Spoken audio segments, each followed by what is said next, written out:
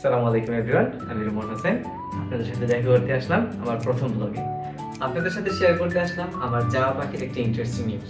আজকে সকাল পর্যন্ত আমি জানতাম না যে আমার জাবা পাখিগুলো ডিম দিয়েছে, কিন্তু হঠাৎ করে যখন আমার মুরগিগুলোকে আমি চেক করছিলাম তখন দেখতে পেলাম যে আমার জাবা পাখিগুলো একটি নয় দুইটি ডিম পেড়েছে। তো আমি জানতাম না যে আমার জাবা পাখিগুলো অলরেডি ডিম পেড়েছে, তাও আবার তাদের নেস্টিং এর ভেতরে, এবং এইগুলো প্রায় বসে থাকতো ডিমের ভেতরে। তো চলুন আপনাদেরকে আগে জাবা পাখির সেটআপ এবং ডিমগুলো দেখানো যাক। তো যথারীতি আজকে সকাল থেকে আমি আমার মুরগিগুলোকে বারান্দায় ছেড়ে রেখেছিলাম। তো ওদের শ্যুট নিতে নিতে ভিডিও নিতে নিতে আমি আমার পাখিগুলোকে দেখছিলাম, আর সবগুলো একটি আপডেট ভিডিও নিচ্ছিলাম। তো বাজরিকাগুলো ছিল আমার 2 পেয়ার বাজরিকা, যেগুলো আপনারা আগে থেকেই দেখেছেন। ওরা ওদের ব্রিডিং প্রসেস কন্টিনিউ করছে। ওরা হাঁড়ি চিনে নিচ্ছে, ওদের নিজের মতো ঘর চুজ করে নিচ্ছে।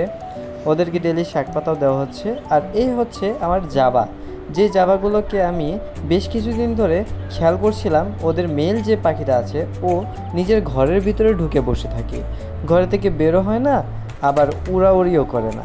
তো ভাবলাম আসলে কাহিনীটা কী। তো অনেকক্ষণ চিন্তা ভাবনা করে আমি ভিডিওটাও জুম করে দেখার চেষ্টা করলাম যে আসলে কাহিনীটা হচ্ছেটা কী। তো যেই চিন্তা সেই কাজ, সাথে সাথে উঠে গেলাম যে পাখিগুলোকে একটু চেক করি আসলে ও পাখিটা ভিতরে বসে আছে কি। তো ঘর অন্ধকার থাকার কারণে আমি দেখতে পাচ্ছিলাম না। তো লাইট জ্বালিয়ে চেক করার জন্য ফোনটাকে নিয়ে গেলাম, আর দেখলাম একটি নয় 2টি ডিম পেড়েছে আমার জাবা পাখি।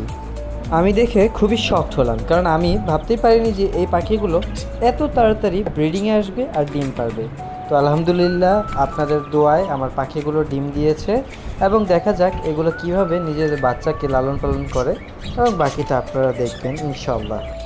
আশা করছি আপনাদের সম্পূর্ণ ভিডিওটি ভালো লেগেছে। তো দেখতে থাকুন, সাথে থাকুন আমার ব্লগে।